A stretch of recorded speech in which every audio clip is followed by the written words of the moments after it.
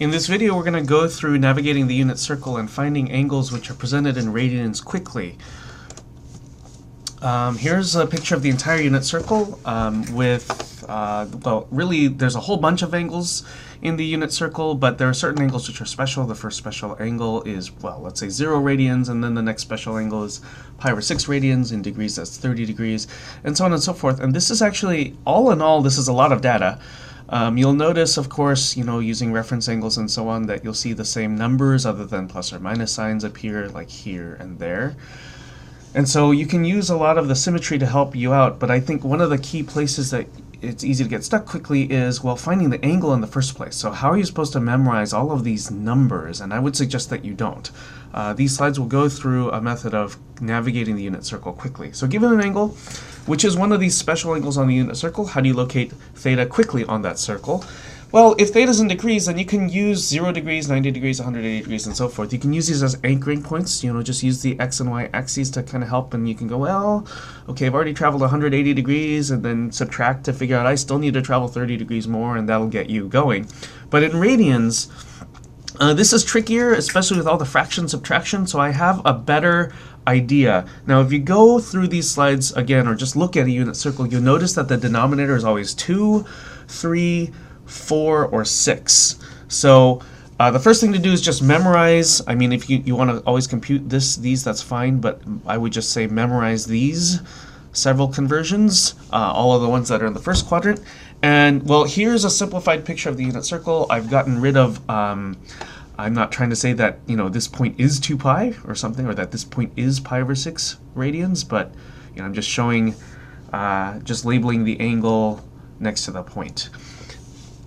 So the point is to not try to memorize all of these in order. I think that's a silly idea. I think there's something much faster you can do. So what I'll do is I'll remove some of these, and we're only looking at anything of the form something times pi over 3. So you have 0 pi over 3, then 1 pi over 3, or just pi over 3, 2 pi over 3, 3 pi over 3, which simplifies to pi, 4 pi over 3, 5 pi over 3, and then 6 pi over 3, or 2 pi.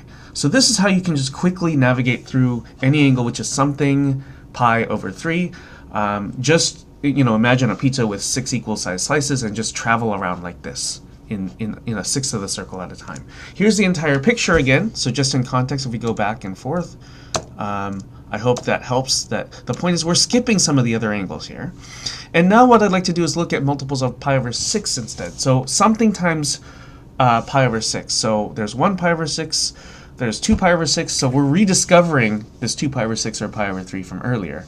And that's, well, that's fine. But you have pi over 6, 2 pi over 6, 3 pi over 6, which is pi over 2, 4 pi over 6, which reduces. And you would have already seen this earlier with the divide by 3. 4 pi over 6, 5 pi over 6, 6 pi over 6, 7 pi over 6, 8 pi over 6, 9 pi over 6, 10 pi over 6, 11 pi over 6, and 12 pi over 6.